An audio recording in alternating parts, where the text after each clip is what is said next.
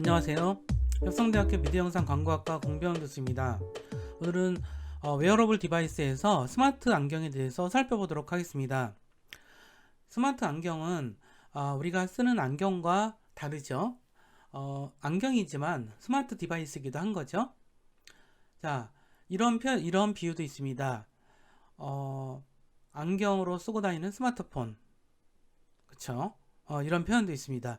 스마트 안경이 보기보다는 일반적으로 많이 쓰이고 있지는 않죠. 하지만 생산 현장에서 쓰이고 있습니다. 그래서 그 과정이 왜 생산 현장에서는 스마트 안경이 쓰이고 있는지, 그 다음에 현재까지 스마트 안경은 어떤 방식으로 쓰이고 있는지, 이런 부분들에 대해서 설명을 해드리고요. 스마트 안경이라고 얘기하기는 좀 애매한 면이 있긴 하지만 마이크로소프트사의 홀로렌즈라고 하는 안경 비슷한 것이 있습니다. 이거는 증강현실을 보게 하는 그런 기능들이 있는데, 우리가 스마트 안경은 주로 가상현실을 본다라고 얘기하지 않고 증강현실을 본다라고 얘기를 해요. 가상현실과 증강현실은 4차 산업혁명에서 되게 중요한 기술이고 우리 모바일 쪽에서도 되게 중요하게 다뤄야 될 내용이긴 하지만 그런 것을 본격적으로 다음번에 다루도록 하고, 오늘은 스마트 안경에 대해서 자세하게 설명을 해보도록 하겠습니다.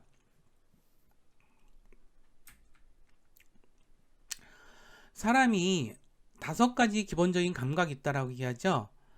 시각, 청각, 촉각, 미각, 후각. 그쵸? 이 중에서 여러분들은 어떤 것에 가장 민감하세요?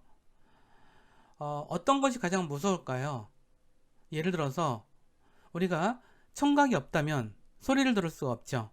그러면 굉장히 지장이 많을 거예요. 그렇죠? 그 다음에 후각이 없다면 후각은 냄새 맡는 기능이죠. 자, 이런 것도 없다면 이것도 되게, 이 5가지 감각은 매우 중요해요. 자, 근데 이런 오감 중에서 가장 큰 영향을 끼치는 건 뭘까요? 물론 각자 역할이 좀 다르긴 하죠. 근데 우리가 시각이라고 볼 수 있겠죠. 왜냐면 우리는 눈으로 보지 않고는 판단하기 쉽지 않거든요. 모두가 다 그래요. 그 다음에 눈으로 보이는 것이 그 사람의 판단에 가장 전형적인 역할을 차지하죠. 우리가 남자친구나 여자친구를 사귈 때 시각적으로 어떤 느낌을 주는지, 이게 되게 중요한 계기가 되죠. 그런 거 없이 사귀진 않겠죠. 그런 일도 있겠고, 어쨌든 시각이라는 것은 우리가 정보 처리하는 것에 가장 중요한 거이기도 하고요. 눈에 가장 이상이 생기면 아무것도 못하죠. 눈병이 가장 갑자기 났다 그러면 정말 아무것도 못할 거예요. 정말 끔찍하죠. 하지만 후각이나 청각 이런 것들이 약간의 이상이 생겼다라면 이건 치료받으면 되지, 치료가 된다는 전제하에서 그렇게까지 걱정을 하지 않지만, 눈은 당장 이상이 생기면 그 다음부터 아무것도 못해요. 눈병 걸려본 적 있으세요, 여러분들? 눈병 걸리면 정말 끔찍하죠. 아무것도 못해요. 자, 근데 눈이 그렇게 되게 중요하거든요, 우리 일상생활에. 그렇기 때문에 시각과 관련된 디바이스, 스마트 디바이스이자 웨어러블 디바이스, 이거는 스마트 안경이라고 볼 수 있는 것 같아요. 그만큼 스마트 안경은 앞으로 우리가 이 웨어러블 디바이스에서도 되게 앞으로 기대가 되는 분야이기도 하죠. 먼저 스마트 안경이라고 하는 물건에 대해서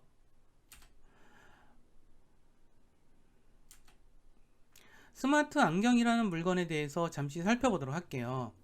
자, 스마트 안경이라는 물건은 스마트폰, 스마트 태블릿, 스마트 PC, 스마트 TV 이런 것들 용어들은 많이 쓰지만, 스마트 안경 또는 스마트 글래스라고 이렇게 이야기하는 이 스마트 안경은 우리가 디바이스 중에서는 되게 중요한 분야로 이제 대두가 되고 있죠. 이 스마트 안경 분야에서 선두에 쓴 기업은 구글이에요. 2014년에 구글 글래스를 처음으로 만들어서 공개를 했죠. 웹서핑이 되고 SNS가 되고 내비게이션이 되고 사진, 동영상 촬영, 음악, 영화 감상 이런 것들이 다 되는 그런 스마트 글라스를 촬영을 했었어요. 근데 이것이 안경을 뜨고 우리는 여러 가지를 이렇게 볼 수도 있지만, 자, 우리가 새로운 기술이 시장에 정착하기에는 항상 그 조건이라든가 법률적인 정책적인 이런 것들이 다 갖춰지기 전에는 성숙되지 않는 경향성이 있어요. 여기서도 스마트폰에서도 좀 마찬가지가 됐겠죠. 이런 스마트 글래스만 하더라도 이 안에 어떤 통신 장치가 있고 막 이렇게 되고, 여기서 보듯이 음악 감상도 되고 뭐 동영상, 영화 감상 이런 것도 되지만, 이러려면 얼마나 많은 빠른 5세대 이동통신, 아니면 그보다 더 높은 그런 통신 속도가 요구가 되겠죠. 근데 그런 것이 2014년에는 마련이 안 됐죠. 벌써 8년 전이에요. 이런 것들이 마련이 안 됐게 되면 당연히 여러 가지 시장에서 환영받기 힘들었겠죠. 근데 이보다도 더 중요한 문제는 아마 사진이나 동영상 촬영의 문제였을 것 같아요. 우리가 요즘에 예를 들어서 뭐 전철이나 뭐 버스에서 몰래 뭐 어떤 사람을 찍거나 이러면 법률적으로 문제가 되게끔 제도가 정비가 됐죠. 근데 그거는 스마트폰으로 찍을 때는 스마트폰으로 찍는 게 우리가 느껴지잖아요. 다른 사람들도 알고.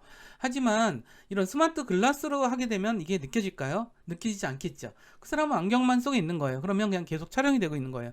이러한 어떤 프라이버시 문제가 제기가 됐던 거죠. 이런 문제들이 아직 법적인 문제라든가 이런 것들이 해결되지 못했기 때문에 아직은 구글의 스마트 글래스가 좀 이른 감이 있었고, 기능들이 어느 정도 되긴 했지만, 아까 말한 기술적 환경과 덧붙여서 좀 잘 성공하지 못한 거죠. 하지만, 구글은 이거를 포기하지 않았습니다. 자, 스마트 기능은 그러면 어떤 기능이 있을까? 스마트 기능은 눈에 쓰고 다니는 스마트폰이라고 불러요. 스마트폰처럼 필요한 앱을 설치해서 사용할 수도 있어요. 이 안경 안에 이런 스마트폰의 역할을 할 수 있는 다양한 기술들이 담겨져 있는 거죠. 그래서 디스플레이 역할을 하는데, 이거를 헤드 마운트 디스플레이, 이거는 헤드 머리에 쓴 장치, 그러니까 이런 표시 장치라고 볼 수 있죠. 그 다음에 투명 스크린, 전방 표시 장치, 헤드업 디스플레이, 이런 식으로 디스플레이 장치가 안경 형태로 부착되어 있는 거라고 보시면 될 것 같고, 사람들은 스마트 안경을 통해서 즉각적인 증강현실을 사용이 가능해요. 여기서 증강현실과 가상현실에 대해서 제가 잠깐 얘기를 좀 드리면, 가상현실은 그야말로 없는데 나타내는 그러한 것을, 그 영상이나 그래픽들 이런 것들을 가상현실이라고 얘기를 해요. 그 다음에 증강현실은 현실에 덧붙여서 뭔가를, 가상현실을 보여주는 경우를 증강현실이라고 얘기를 하죠. 그렇기 때문에 증강현실에는 현실의 화면에다가 가상화면을 덧붙인 거, 그 다음에 가상현실은 오로지 가상적인 그런 화면이나 콘텐츠만 보여주는 거를 가상현실이라고 얘기해요. 구분은 그렇게 돼요. 근데 구분은 그렇게 되는데, 스마트 안경은 그야말로 우리가 스마트 안경을 썼을 때 가상적인 것만 보이지 않죠. 안경을 통해서 그 바깥에 있는 여러 가지 풍경들이 다 보이는 건데, 그렇기 때문에 이게 합쳐졌기 때문에 증강현실이라고 볼 수 있다라고 얘기하는 거고요. 네, 혼합현실이라는 또 용어가 또 쓰여요. 이것이 아주 엄밀하게 이야기하면 좀 복잡한데, 일단 저는 그냥 개인적으로 혼합현실과 증강현실은 좀 비슷하게 보는 편이에요. 그래도 큰 문제는 없어요. 큰 문제는 없으니까 요거 그냥 그 정도로 알아두고 우리 수업을 계속 넘어가도록 할게요. 이런 증강현실을 보여주는 디스플레이다 라고 하는 점, 이것이 정의에서는 되게 중요한 이야기라고 볼 수 있고요. 이런 구글이 이런 일들을 했지만, 가장 앞서 나오긴 했지만, 그야말로 영화 같은 현실을 보여준 거죠.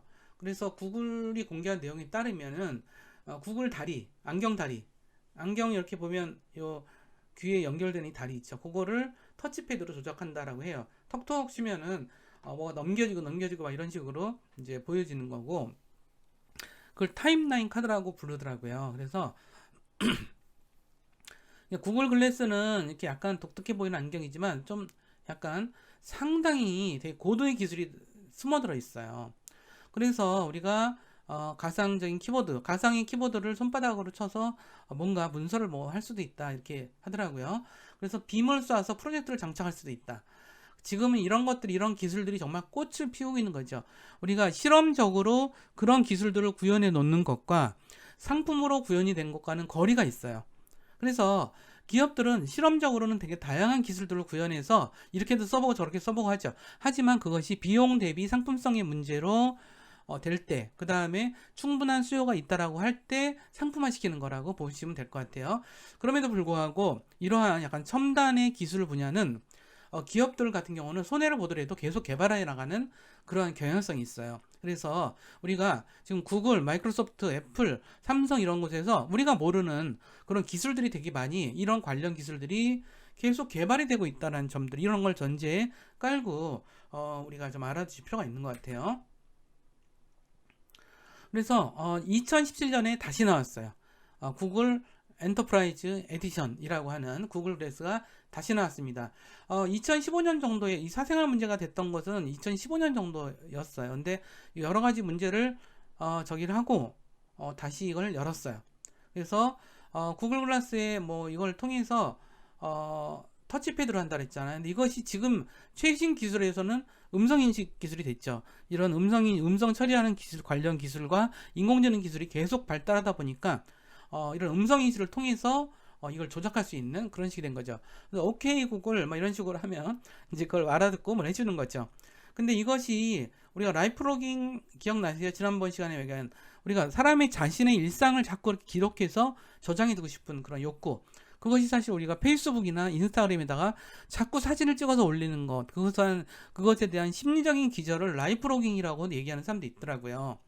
그래서 그런 것들이 있는데 이것을 그런 거에는 딱 맞는 도구다라는 생각이 많이 들어요. 그리고 리뷰된 그 기사들을 살펴보면 이 엔터프라이즈 에디션은, 엔터프라이즈라는 말이 들어가면 뭐죠? 엔터프라이즈라는 말이 들어가면 기업력이라는 뜻이에요. 그래서 그럼 기업에서 왜 이런 구글 글래스를 쓸까 생각해보면 굉장히 많죠. 이것을 좀 이따가 제가 다시 보여드리긴 할 건데, 일단은 이런 여러 가지 앞서서 말한 사생활 보호 문제라든가 이런 문제들이 해결되지 않았고, 그 다음에 5G가 충분히 구현되지 않았죠. 그러다 보니까 아마 엔터프라이즈 버전 쪽으로 넘어가지 않았을까 이런 생각이 들어요. 그래서 리뷰를 들어보면 좀 오랜 시간 착용해도 부담스럽지 않다고 얘기를 해요. 안경이 그렇죠. 안경이 부담스러우면 못 끼진다 그랬죠. 그 다음에 착용하는 사람이 시력에 맞춰서 렌즈를 교환할 수 있게끔 해줬어요. 그래서 안경처럼 접을 수도 있고, 그 다음에 어떤 화면이 구글 글래스를 통해서는 화면이 보여지거든요. 그런 것들이 커지기도 하고 작아지기도 하고, 카메라를 찍어도 800만화소 정도가 나온다니까 굉장히 좋은 것 같아요. 배터리 용량은 훨씬 늘었고 와이파이도 굉장히 좋아졌다고 얘기를 해요. 그 다음에 기업에서 많이 쓰다 보니까 당연히 보안 쪽을 많이 강화를 했겠죠. 그 다음에 사생활 보호를 위해서 녹화 중일 수 있을 때는 녹색 등이 켜지게 한 거, 그래서 몰카 촬영을 방지할 수 있게 했어요. 뿐만 아니라 산업 현장에 맞는 앱을 개발해서 산업의 실무 현장에 쓸 수 있도록 개발됐다라고 하는 것이 이 기술의 되게 중요한 특징으로 볼 수 있는 것 같아요. 그러면 기업에서 사용하는 그런 것들을 좀 제가 조사를 해봤는데 그걸 설명을 좀 드리도록 할게요. 자, 여기 이제 화면을 보시면은 이게 보잉사의 작업 장면이라고 얘기를 해요. 항공기 및 우주, 그러니까 보잉사는 항공기를 만들거나 고치거나 우주 산업에 대해서 그걸 우주선을 만들거나 이런 일을 하거든요. 근데 이런 생각을 해보세요. 이런 비행기라든가 우주선이 얼마나 복잡하겠어요. 배선도 그렇고. 그랬을 때 우리가 기술자들이 작업을 할 때 얼마나 힘들겠어요. 그렇기 때문에 여기 지금 화면에서 보시다시피 이렇게 설계라든가 지시사항이라든가 매뉴얼을 이렇게 보면서 할 수 있는 것, 이것이 핵심인 것 같아요. 근데 이것은 정말 필요하죠. 그러니까 정말 아주 대단히 숙련된 이 기술자라고 하더라도 아주 모든 정보를 다 외우고 있지는 않겠죠. 그랬을 때 이렇게 보면서 작업을 할 수 있어서, 그리고 또 보는 것만 가능할까요? 협업이 가능하겠죠. 예를 들어서 이걸 보면서 원격에서도 이걸 보면서 이거는 그렇게 하는 게 나을 것 같아요 라든가 어떤 판단을 줄 수도 있겠고, 어떤 특정한 정보를 추가로 줄 수도 있겠죠. 이런 역할들이 바로 이런 구글 글래스가 지금 구현해 놓은 기능이라고 볼 수 있는 것 같아요. 그래서 이런 좀 아주 정밀한 기계 관련된 공학 쪽에서 아주 굉장히 유용하게 쓰일 수 있다는 생각이 들어요. 그래서 보니까 이렇게 엄청나게 많은 페이지에 달하는 매뉴얼들을 꼭 들고 다닐 필요 없이 가지고 다니면서 구글 글래스를 쓰고 나서 작업할 수 있다라고 하는 것들이 되게 재미있게 느껴집니다.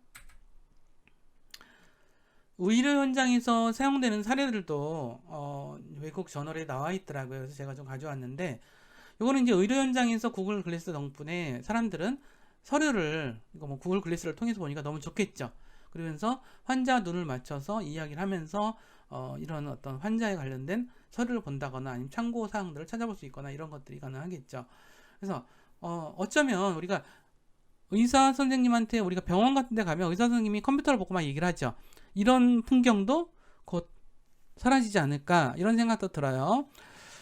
근데 병원이라고 하는 곳이 최첨단 장비가 굉장히 빨리 들어가고 있어요. 군대 얘기를 했죠. 지난번에 최첨단 기술이 빨리 도입돼서 상품화되기 시작하는 곳이 군대다. 근데 그건 못지않게 의학 분야도 굉장히 빨라요.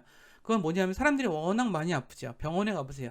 다 아픈 사람 천지예요. 막 다 아픈 사람 천지고 막 그런 사람 천지다 보니까 이게 여기다가 기술을 적용했을 때는 부가가치가 남는 거고 치료에도 도움이 되니까 자꾸 새로운 기술들을 막 가져가지 않나 싶어요. 그러다 보니까 요 사진에서 보듯이 수술하는 곳에서 이 사람에 관련된 병원 의료 기록들을 보면서 한다면 더 낫겠죠. 그 다음에 협업하기도 훨씬 편할 거고 그런 부분이 있는 것 같아요. 그 다음에 영국 뉴캐슬 대학교 연구원들이 구글 글라스를 사용해서 파킨슨병 환자들이 보행을 개선하고 작은 목소리도 제어할 수 있도록 돕는 방법을 고안하는 데도 많이 썼다라고 얘기를 하고요. 그 다음에 구글 글래스를 통해서 멸종위기의 동물들의 미력을 막는 그런 이제 사례도 보고가 되고 있더라고요. 그래서 이런 식으로 구글 글래스가 나름대로 계속 이렇게 중요한 기술들로 활용되고 있는 되게 재미난 현상 같아요.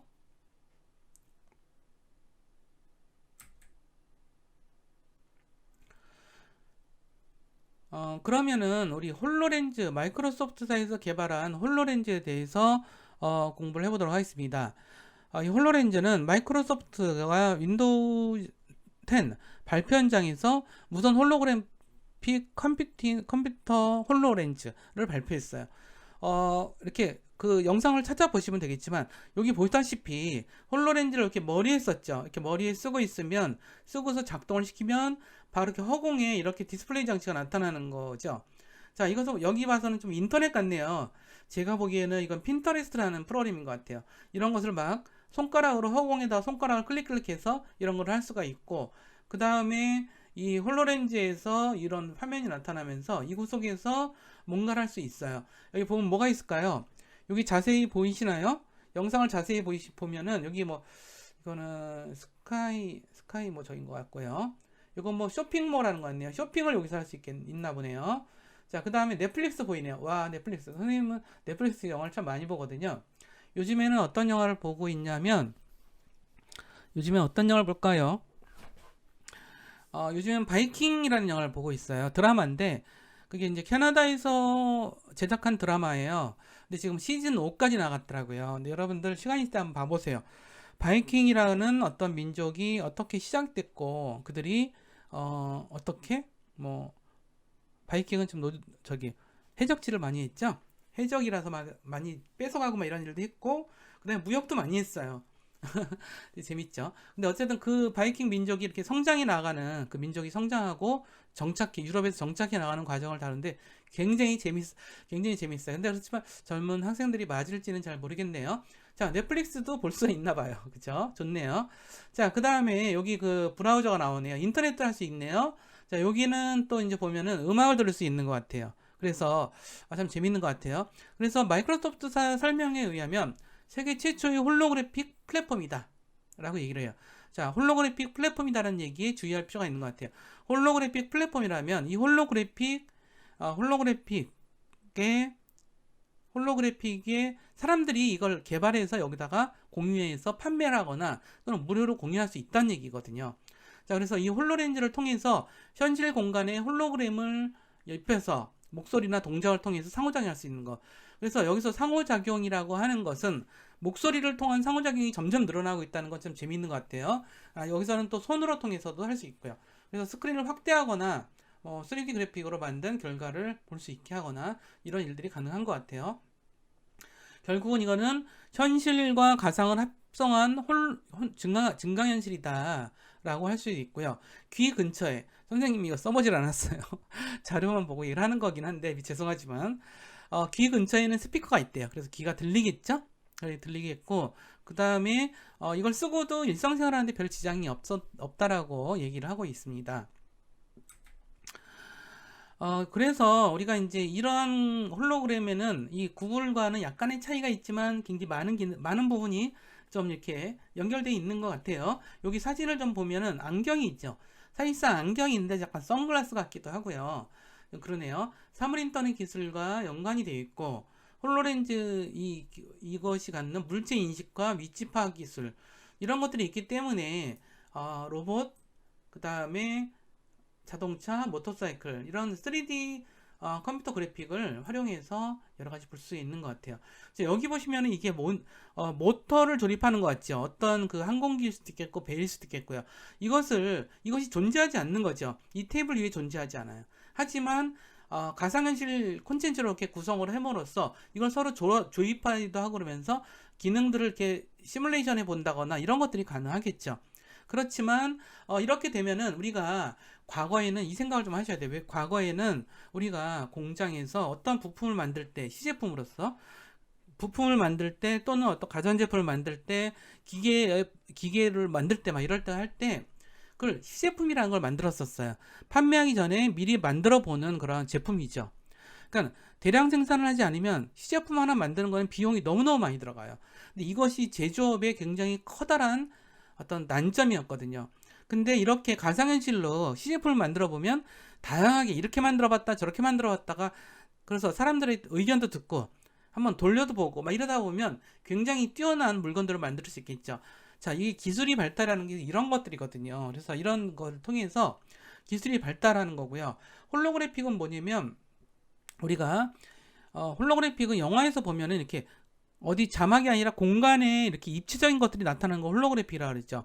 근데 그 기술은 사실 구현하기가 힘들어요. 근데 안경을 쓰고 보는 홀로그램은 가능한 거죠. 그래서 어떤 면에서는 이것은 홀로그램적인 그런 기술이라고도 볼 수가 있어요.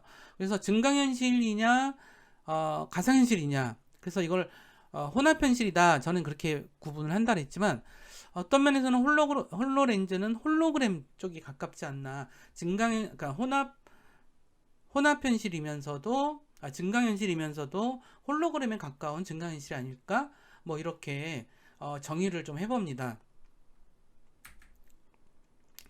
그래서 그러다 보니까는 이게 여러 사람이 홀로렌즈를 끼고 이렇게 이런 이건 건축 설계를 하는, 건축 설계 내지는 건축 디자인을 하는 장면이겠죠. 이렇게 시뮬레이션한 콘텐츠를 갖고 여기다가 이걸 채워보기도 하고 없애서 다시 뭘 또 펼치기도 하고 뭐 이런 식으로 하면서, 그러면 우리가 기존에 2차원에서 디자인을 할 때는 보지 못했던 여러 가지 측면을 볼 수가 있겠죠. 그 다음에 협업하기도 편하고요. 그래서 2차원이 갖고 있는 한계가 되게 많잖아요. 특히 이렇게 건물을 설계한다거나 이것은 2차원적인 일이 아니죠. 그 자체가 3차원적인 일이기 때문에 이것이 가능하지 않나 싶어요. 이 홀로그래픽의 원리는 레이저 광선에서 나온 광선을 두 개로 나눠서 하나의 빛은 직접 스크린을 비추고 다른 하나는 우리가 보고 있는 물체를 비추는 그런 원리로 되어 있다라고 되고 있습니다. 그래서 우리가 육안으로 볼 수 있는 홀로그램은 단색의 정지된 그런 입체의 이미지 수준이 있죠. 그다음에 기술이 어느 정도 머물러져 있지만, 하지만 그 호랑이, 고양이, 뭐 어쩌든 이런 것들, 우주선, 행성, 뭐 외계에서 행성, 이런 것들을 현실 공간에서 만나고 싶어 하죠. 이런 것들이 아마 홀로렌즈를 탄생시킨 어떤 배경이 아닐까? 뭐 이런 생각을 해봐요. 자, 이와 같은 거를 통해서 우리는 무엇이 가능할까요? 예를 들어서 저는 이런 생각도 해봐요. 이러한 증강현실을 통해서 또는 홀로렌즈를 통해서 광고는 만들 수 없을까? 가능해요. 저는 가능할 거라고 봐요. 이것이 이제 광고로 이런 것들을 보는 거, 우리가 그것은 홀로렌즈를 통한 광고, 이것은 나중에 우리가 홀로렌즈를 할 때 우리가 광고에 대해서 좀 공부를 할 거예요. 홀로렌즈를 광고로 활용하는 게 점점 나타나고 있고요. 아직 많이 나타나지 않지만 꽤 그래도 개발이 되고 있고, 가상현실을 통해서 광고를 만드는 거, 이런 것들도 지금 서서히 나타나고 있어요. 코카콜라 같은 경우가, 코카콜라라든가 이런 경우가 가상현실을 통해서 광고를 좀 하고 있습니다. 그 다음에 증강현실을 통해서 광고를 하고 있는 것은 이케아를 볼 수가 있어요. 이케아는 스마트폰이나 태블릿 PC를 통해서 이케아의 가구들을 자기 집에다가 배치한다거나 이런 서비스를 하고 있어요. 이런 식으로. 근데 홀로렌즈는 좀 다르게, 홀로렌즈는 이렇게 입체적인 이런 광고가 가능할까요? 가능할 수 있어요. 아직은 나오지 않았지만 우리는 상상은 자유예요. 그렇죠? 그런 것들을 상상할 수 있습니다. 결국 스마트 안경이라는 것은 우리가 증강현실을 통해서 증강현실을 보는 디바이스다. 그 다음에 디스플레이 장치를 가지고 있다. 그래서 여러 가지 정보를 길어주고 스마트워치와 더불어서 이러한 그 웨어러블 디바이스에 앞으로 멀지 않은 미래에 하나의 비즈니스 생태계를 이룰 가능성이 대단히 높은 디바이스라는 점 다시 한번 강조드리면서 오늘 수업 여기서 마치도록 하겠습니다. 긴 시간 저희 수업 들어주셔서 감사합니다.